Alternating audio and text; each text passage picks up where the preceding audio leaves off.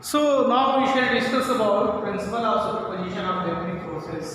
Superposition का मतलब ये होता है कि बहुत सारे फोर्सेस जो है जब किसी पॉइंट पे एक्ट कर रही होती हैं तो उनका रिजल्टेंट क्या होगा। मतलब मान लीजिए 3 न्यूटन से मैं दाएं से आपको धक्का दे रहा हूँ, 5 न्यूटन से कोई बाएं से है, 10 न्यूटन से कोई सामने से, 20 न्यूटन से कोई इधर से फोर्स आपके ऊपर लगा रहा है।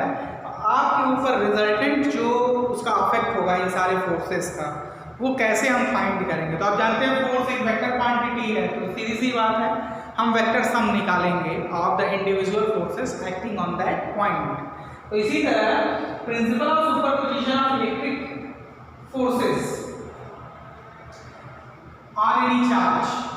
मान लीजिए हमारे पास एक चार्ज है Q0, बहुत सारे चार्ज हैं, let there are many charges Q1 Q2 let पहले हम इसको डिफाइन कर देते हैं। According to principle of superposition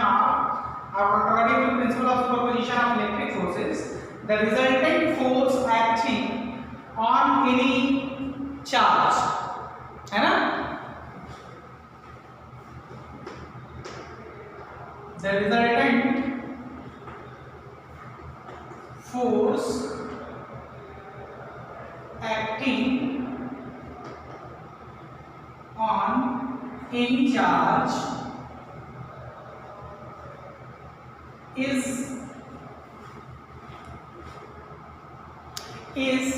equal to vector sum of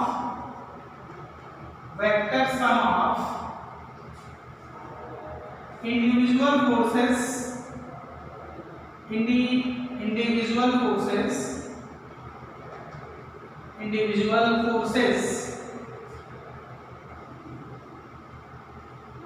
acting between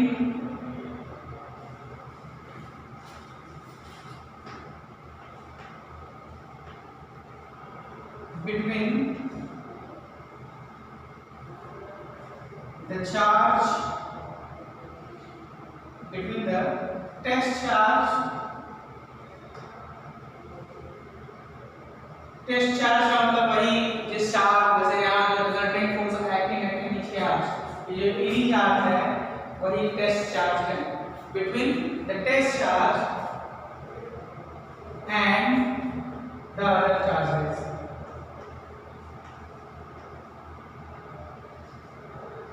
अभी ये चीज आपको बड़े आराम से समझ में आ जाएगी कैसे।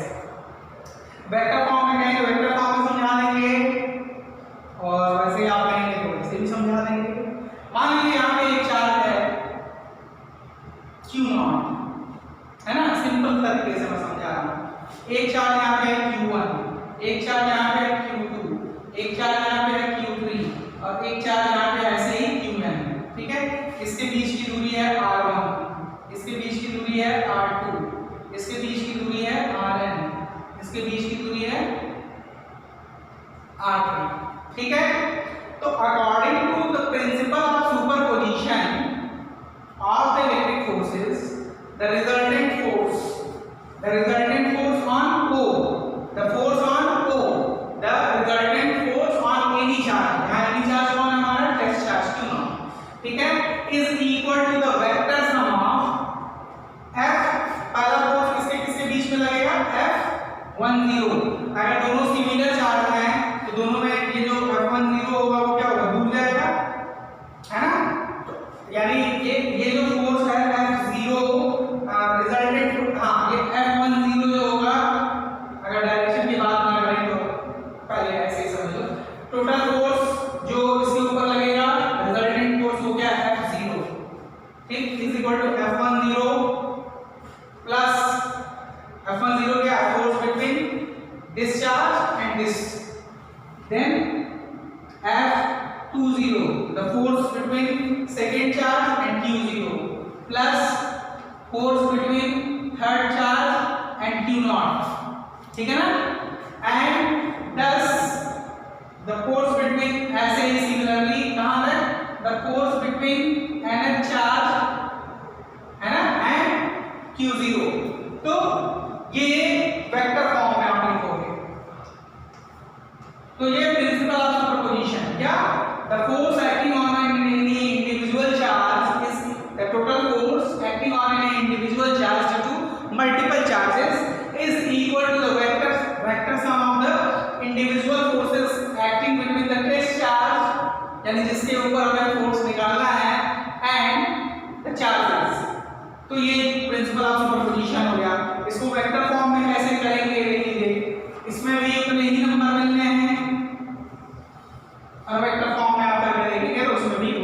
नंबर में मिलने हैं। तो वेक्टर फॉर्म में करके मैं दिखा देता हूं आपको। चलिए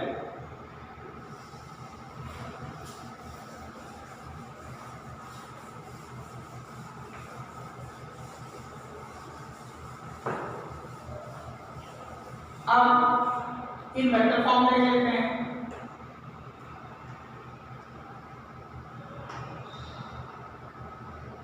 तो यहां लिखते हैं let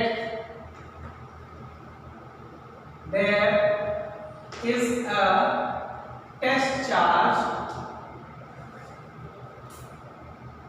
इसको कई पार्ट में डिवाइड कर लेते हैं पहले से ही। That there is a test charge Q0 नाम का एक टेस्ट चार्ज है हमारे पास एंड Q0 नाम का एक टेस्ट चार्ज है and we have to calculate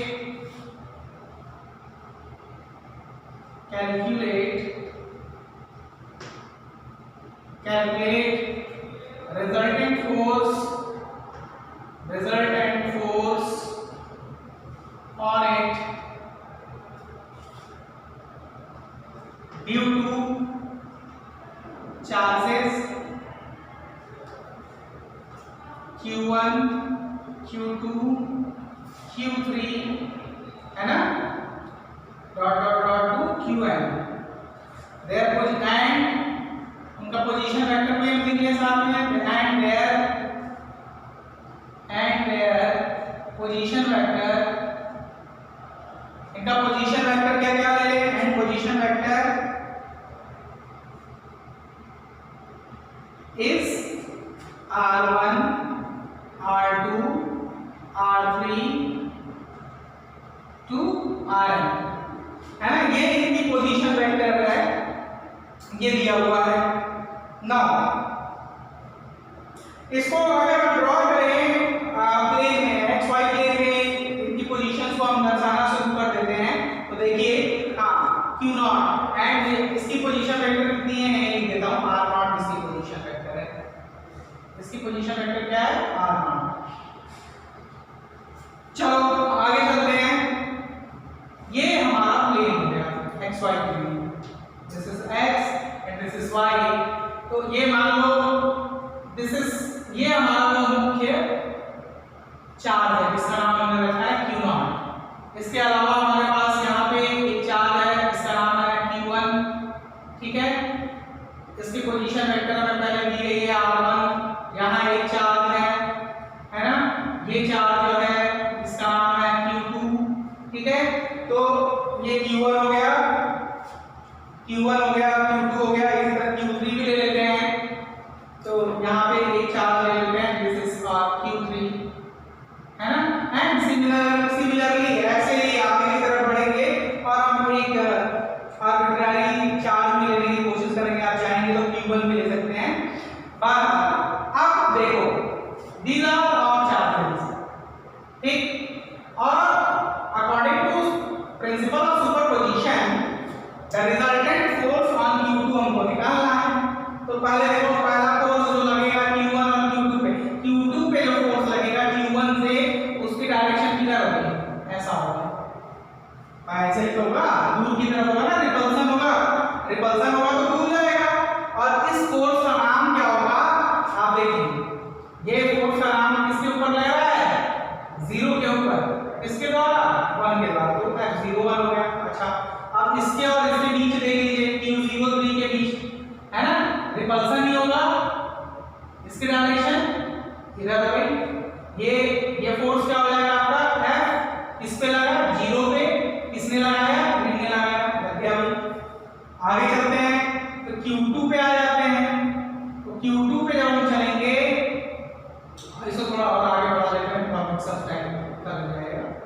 ये यहाँ लिखते हैं, this is for Q2, this is for Q2, और इसकी पोजीशन वेक्टर है R2, इसकी पोजीशन वेक्टर है R3, ठीक है। मैं R दो तरीके से बनाता हूं भाई, तो थोड़ा गलत में मत रहिएगा। ये R हाँ, अच्छा। अब यहाँ देख लीजिए Q2 और Q3 के बीच जो फोर्स लगेगा, जाहिर सी बात है ये भी क्या होगा, Q2 इस पे जो फोर्स लगाएगा, ये लाइन कर लीजिए पहले, ये लाइन ज्वाइन कर लिया, इसके डायरेक्शन में क्या होगी, इस तरीके से होगी कुछ दूर की तरफ।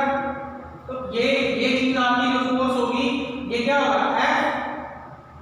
F02 है ना। थोड़ा हॉच पॉच हो गया है लेकिन बहुत ज्यादा गफलत पालने की जरूरत नहीं है, क्लियर दिख रहा है। अब you can see F02 is the force by Q2 on Q1।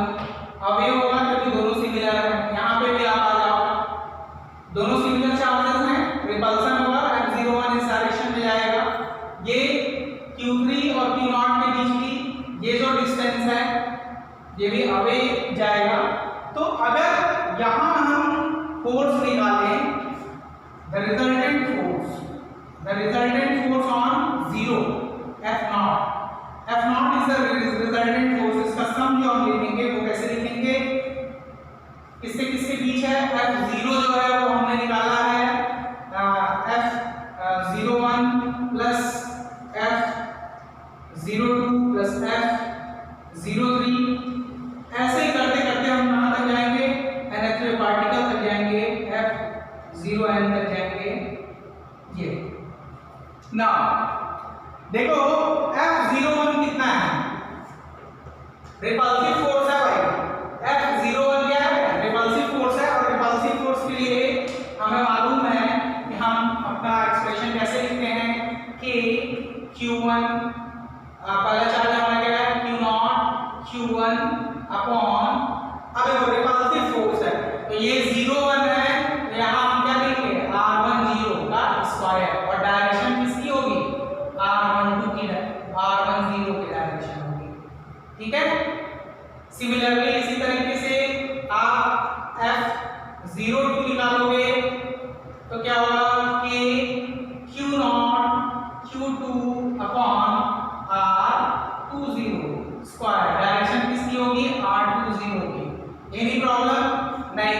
Similarly हम आगे की तरफ अगर बढ़ेंगे, F0n हम निकाल लेते हैं, F01 जब 0n निकालेंगे तो ये क्या होगा कि Q0 and this is Qn, और डिस्टेंस जो होगा वो क्या होगा, डिस्टेंस होगा Rn0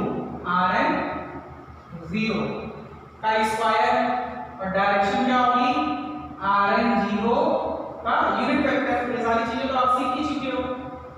अब प्रिंसिपल ऑफ सुपरपोजिशन अप्लाई कर देते हैं। तो here F is equal to, देखो F इज इक्वल टू जो टोटल फोर्स होगा, F इज इक्वल टू, हम इस चीज को अगर लिखना चाहें, देखो सब में क्या चीज कॉमन है, K Q0 कॉमन है सब में, तो K Q0 हम अगर वापस ले लें तो अंदर की तरफ हमारे पास क्या बचेगा, देखो अंदर की तरफ हमारे पास बच रहा है Q1 अपॉन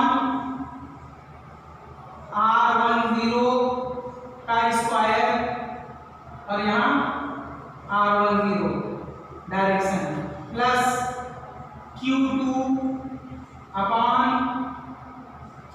Q2 के साथ R20 का स्क्वायर, डायरेक्शन R20 के डायरेक्शन, प्लस ऐसे ही करते करते हम पहुंचेंगे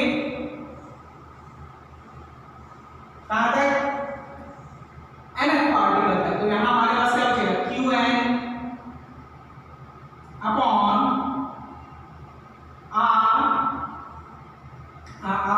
और यहाँ पे क्या बचेगा N0, और डायरेक्शन क्या होगा, N0 का यूनिट वेक्टर, ये चीज। तो ये प्रिंसिपल ऑफ सुपरपोजिशन के हिसाब से जो है हमारे पास एक रिजल्ट मिल गया। आप चाहे तो यहीं पे इसको छोड़ दीजिए वेक्टोरियल फॉर्म में, या आप चाहेंगे तो समेशन के फॉर्म में इसे एक्सटेंड किया जा सकता है, इससे जरूरत नहीं है। तो ये प्रिंसिपल ऑफ सुपरपोजिशन ये बता रहा है आपको कि if there are multiple charges and you have to find the resultant of these charges on a single charge, that is Q0 here, then you can apply principle of superposition, which is what, which is the resultant of the individual forces acting between the test charge and the given charges। तो ये principal of superposition in the vectorial form. कोई बहुत ऐसा hard and fast नहीं है कि हमने R1 लिखा है तो आप यहाँ R1 नहीं लीजिएगा, आपकी इच्छा है तो आप R3 यहाँ ले लीजिएगा, R2 यहाँ ले लीजिएगा, R1 ले लीजिएगा, आएगा भाई। चलिए अब आगे की तरफ चलते हैं। Next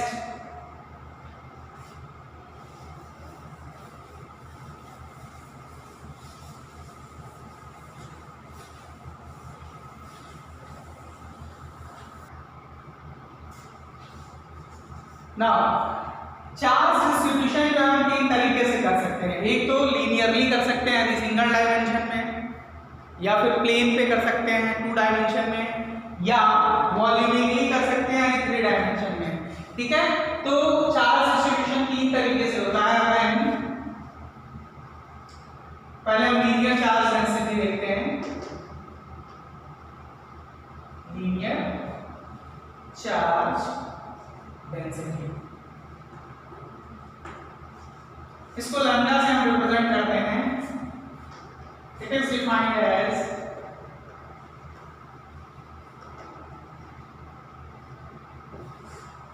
charge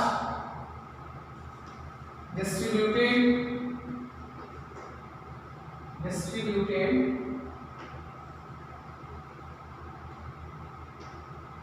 per unit length। ठीक है, तो charge distributed per unit length यानी अगर हमारे पास मान लो एक लीनियर कोई वायर है, ये इसकी लेंथ कितनी है L, इसकी टोटल लेंथ कितनी है L है, इस पे हमने चार्ज डिस्ट्रीब्यूट किया। कितना चार्ज डिस्ट्रीब्यूट किया Q। तो according to linear charge density lambda will be Q by L, charge distributed per unit length यानी इसकी यूनिट क्या होगी, लैम्डा की यूनिट कितनी होगी, हम कैसे लिखेंगे, इट इज व्हाट, चार्ज यानी कूलम पर मीटर। ठीक है, ये हो जाएगा। इसके बाद लीनियर चार्ज डेंसिटी के बाद हम बात करेंगे एरियल चार्ज डेंसिटी या सरफेस चार्ज डेंसिटी के बारे में। तो सेकेंड जो है वो है सरफेस, जिसको एरियल भी कहते हैं, एरियल चार्ज डेंसिटी। रिप्रेजेंट कैसे करते हैं, सिग्मा से, ये सिग्मा है।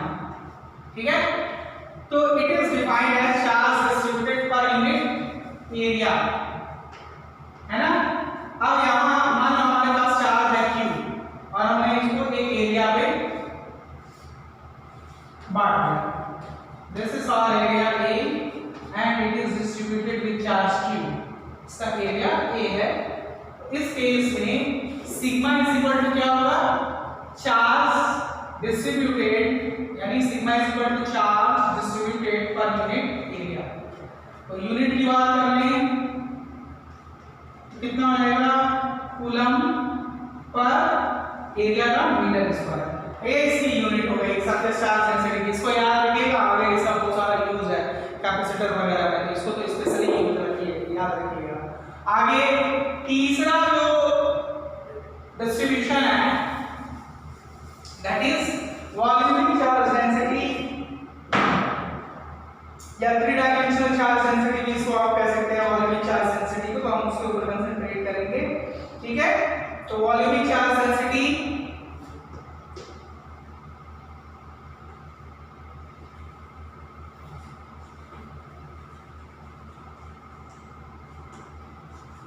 इसको रो से डिवाइड करते हैं, रो से, है ना। It is defined as charge distributed per unit volume. ठीक है, अभी क्या है, अब यहां देखो हमारे पास एक 3 डायमेंशनल सरफेस होगी। ठीक है, इस पे हमने चार्ज डिस्ट्रीब्यूट किया है। ठीक है, इसका वॉल्यूम कितना है V, है ना। अभी एरिया की बात छोड़ो, अभी क्या हो गया, ये V हो गया। नाउ तो यह रो इज इक्वल टू कितना हो जाएगा, charge distributed per unit volume.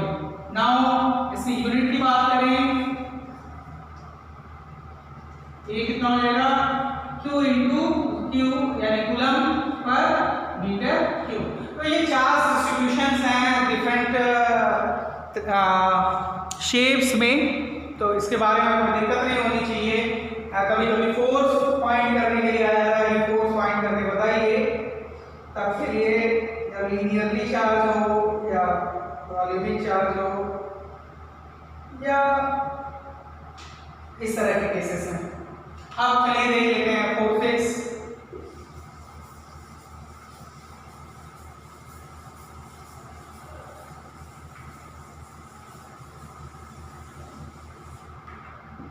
तो सबसे पहले हम निकालेंगे फोर्स। मान लो हमें we have to find force due to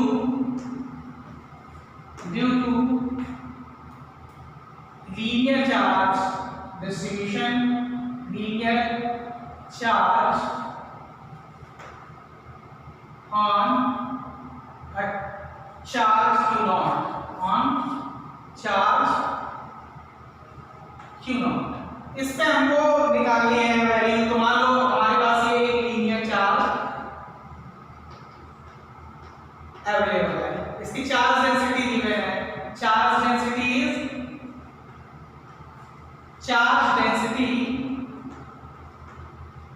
is what? इसकी चार्ज डेंसिटी जो दी हुई है वो मान लो क्या है, चार्ज डेंसिटी इज लैम्डा। पहले से हमने फाइंड किया हुआ है, तो लैम्डा इज इक्वल टू क्या होगा?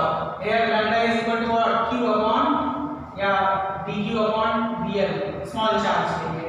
तो dq जो होगा small charge dq is equal to what? Lambda into dl। ये चीज करेंगे स्मॉल चार्ज। नाउ अब इस केस में हम देखेंगे कि force on any charge q not पे हमको निकालना है। तो इसकी पोजीशन, इसमें से हम एक छोटा सा हिस्सा अगर चुनते हैं, एक छोटा हिस्सा हमने यहाँ मान लो चुन लिया। ये जो छोटा हिस्सा है इसकी लेंथ कितनी थी? dl, और dl में कितना चार्ज है? इतना चार्ज। dl में कितना चार्ज है? इतना चार्ज है। इसकी पोजीशन यहाँ से कितना है? ये इसकी पोजीशन अगर हम निकालते हैं तो इसको मान लो हमने मान लिया ri, इसको हमने मान लिया ri, ठीक है। इसको हमने ri माना है, और जो टेस्ट चार्ज हमारा है q नॉट, ठीक है, उसको हम r1 मान सकते हैं, चाहे r0 भी मान लेते हैं। चलो दिस इज r0, ये चीज हो गई। अब अगर दोनों सेम चार्जेस हैं तो जाहिर सी बात है क्या होगा, किसके ऊपर चार्ज निकालना है, सॉरी फोर्स जो हमको निकालना है वो किसके ऊपर निकालना है? हमें फोर्स निकालना है q नॉट के ऊपर। तो जो फोर्स होगा वो रिपल्सिव होगा, इस डायरेक्शन में आएगा, और ये वैल्यू जो होगी आपकी, आप इसको निकाल सकते हैं। अभी इसके हम लोग चर्चा कर लेते हैं। तो ये हो गया दिस मच, एंड फोर्स इस डायरेक्शन में है तो डिस्प्लेसमेंट भी हम इसी डायरेक्शन में रखेंगे। ये दोनों सेम साइड में है, तो ये वैल्यू जो आपकी आएगी वो कितनी आएगी? आप वेक्टर r0, क्लोजिंग साइड ये है ना, तो ये की वैल्यू कितनी है? r0 माइनस ri, ये चीज हमको मिल गई है ना। अब देखो स्मॉल चार्ज की वजह से जो फोर्स है वो कितना लग रहा है? df की वैल्यू कितनी निकाल जाएगी? df is small force due to length dl। तो dl में चार्ज कितना है वो तो हमको मालूम है, ठीक है। इसका मतलब ये हो गया स्मॉल फोर्स df जब हम निकालेंगे तो क्या निकालेंगे? df, और इसके डायरेक्शन भी ले लेते हैं, डायरेक्शन यही से मिल जाएगी हमको। df इज इक्वल टू क्या हो जाएगा? k, और चार्ज जो है वो क्या है? dq चार्ज हो गया, और किसके ऊपर है? q नॉट के ऊपर है, अपॉन डिस्टेंस जो है ये मान लो a है, ये पोजीशन क्या है? ये मान लो a है, एंड दिस इज b, तो ये क्या हो जाएगा? ab का स्क्वायर। किस डायरेक्शन में लगेगा? ab डायरेक्शन में ही लगेगा।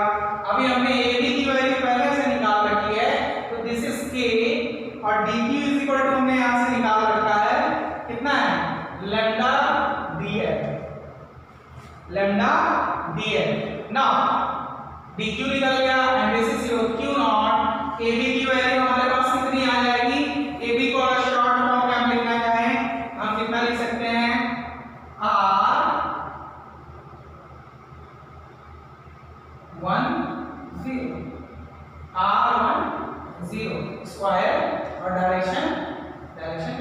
r1 0 लिख सकते हैं इस तरीके से, शॉर्ट फॉर्म में लिख सकते हो, चाहे आप ऐसे ही लिख देना r0 माइनस r1 करके।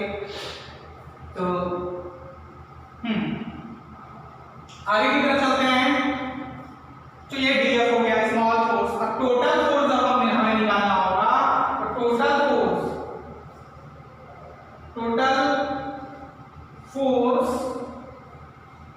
टोटल फोर्स जब हमको निकालना होगा हम कैसे निकालेंगे? एफ निकालने के लिए हमको क्या करना पड़ेगा? डी एफ को इंटीग्रेट करना पड़ेगा। कहां से कहां तक? जीरो से लेके टोटल लेंथ जो है इसकी, टोटल लेंथ जो इसकी है वो कितनी है? एल।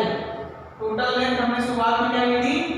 टोटल लेंथ आप दबाए यहां लिख लीजिएगा, total length of wire is equal to L. ये शुरू में हम ले लेंगे। तो ये डीएफ को हम इंटीग्रेट करेंगे। तो इसमें इंटीग्रेशन वाला पोर्शन क्या है? इंटीग्रेट कौन हो पाएगा? आप जानते ही हैं, केवल लैम्डा डीएल इंटीग्रल पार्ट है, बाकी क्या है? कांस्टेंट है। तो आप यहां से के बाहर निकाल लीजिए, लैम्डा बाहर निकाल लीजिए, क्यू नॉट बाहर निकाल लीजिए, है ना? और यहां से आप r10 बाहर निकाल लीजिए, इसका स्क्वायर बाहर निकाल लीजिए। यहां इंटीग्रेट कौन होने वाला है? यहां इंटीग्रेट होने वाला है केवल डीएल। और कहां से कहां तक इंटीग्रेट होने वाला है? 0 टू एल, अगर इसकी लेंथ आपको पता है तब। और किस डायरेक्शन में पूरे का पूरा रिजल्टेंट जो आपका आएगा वो उसकी डायरेक्शन क्या होगी? Direction is r10। इस डायरेक्शन में ये वर्क करेगा। अब 0 से लेके एल तक अगर हम इसका इंटीग्रेशन करेंगे तो आप जानते ही हैं कितना आएगा? एल ही आएगा। तो सिर्फ वैसे ही आप इसकी जगह पे ये इसको इंटीग्रेट करोगे तो ये वैल्यू कितनी आ जाएगी? टोटल फोर्स जो आएगा वो आएगा k lambda q naught upon r10 का होल स्क्वायर। और इसका इंटीग्रेशन करेंगे क्या मिलेगा? टोटल लेंथ ही तो मिलेगा, यानी q not into l, q not into l। और डायरेक्शन क्या होगा? r10। ठीक है, तो ये आपका फोर्स का वैल्यू मिल जाएगा r10 के डायरेक्शन में, कोई दिक्कत नहीं होगी। सिमिलरली अगर वी हैव टू फाइंड, ये चीज आप देख लीजिए, ये आपका आंसर होगा, कोई बड़ी चीज नहीं है, सीधे भी आप चाहते तो लिख सकते थे, इतना बड़ा काम हम करने की जरूरत नहीं है। सिमिलरली अगर वॉल्यूमिक चार्ज होता तो यहाँ क्या आता? सिग्मा आता, ठीक है, लेंथ की जगह क्या आता? एरिया आता। सिमिलरली हम आगे सिमिलरली करके forces for volumic charge density के लिए भी बना लेते हैं। अब देखो सेम केस, अगर यहाँ ये चीज जो है क्या होगा? कोई एरिया होगा, है ना? कोई एरिया होगा, इसका छोटा सा एक हिस्सा हम चूज कर लेते है ना, जिसका एरिया कितना है? डीए। इसकी पोजीशन वेक्टर क्या है? डीए की ri, और ये कितना है? r0। ये q नॉट का हमें फोर्स निकालना है। तो सिमिलर तरीके से हम चलते हैं। हमको ये मालूम है force due to areal charge on q naught. बिल्कुल उसी तरीके से चलते हैं। हमको मालूम है sigma is equal to dq upon da होता है।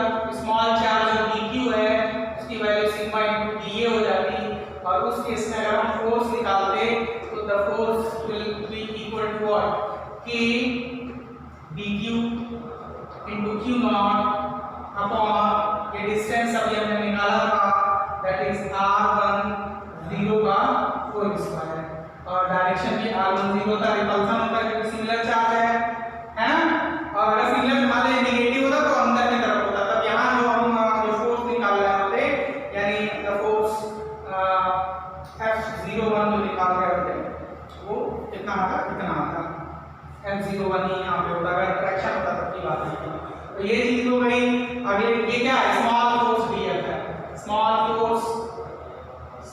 फोर्स df क्यों? Due to due to BA कितना हो जाएगा। टोटल फोर्स अब आप निकालोगे, यानी dq की ये वैल्यू यहाँ पे आप चाहे रख दो, यानी ये हो गया k, dq की जगह आपके पास कितना हो गया, फ्रॉम फर्स्ट सिग्मा BA, तो ये हो गया into q naught upon r10 whole square, और ये r10 की डायरेक्शन में, यहाँ तक किसी कोई दिक्कत होगी नहीं।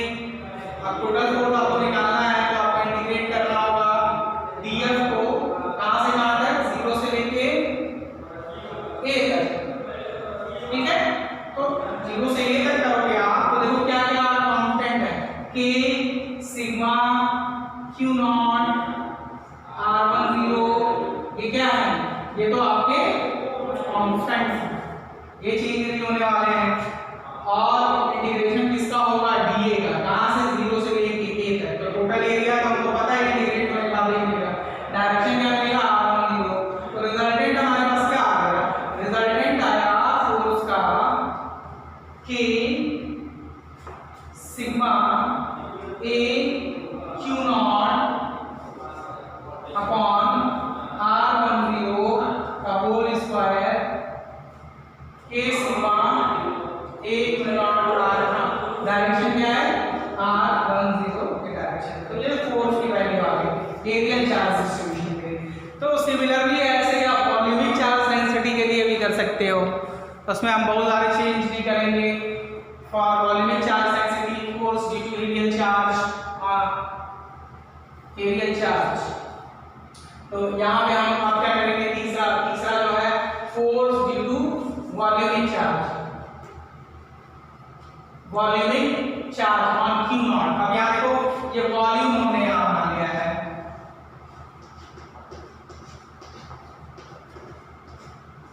ठीक है।